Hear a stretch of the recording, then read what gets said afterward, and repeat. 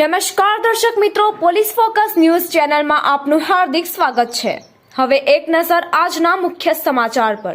મંગળવારે મધરાતે 4 વાગ્યાની આસપાસ સોની ફળિયા સ્થિત ગણપતિ દાદાના મેન્યુફેક્ચરિંગ ગોડાઉનમાં અચાનક આગ ભભૂકી ઉઠી હતી।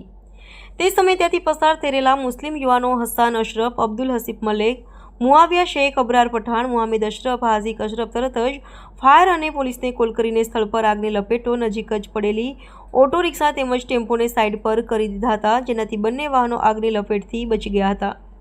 અલબત્ત ગણપતિ દાદાની મૂર્તિઓ તેમજ તેની મૂર્તિ બનાવવા માટેની સામગ્રી આગમાં ભસ્મીભૂત થઈ ગઈ હતી।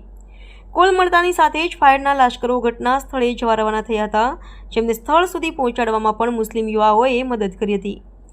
આજના સમયમાં ગંગા જમના તહેબીબનું ઉત્કૃષ્ટ ઉદાહરણ પૂરું પાડતા મુસ્લિમ યુવાઓએ કોઈ પણ જ્ઞાતિની ચિંતા કર્યા વિના ગણપતિ દાદાના મંડપને બચાવવાનો પ્રયત્ન કર્યો હતો, જેને કારણે સ્થળ પર એકત્રિત થયેલા અન્ય જ્ઞાતિના લોકોએ તાળીઓના ગડગડાટથી વધાવી લીધા હતા।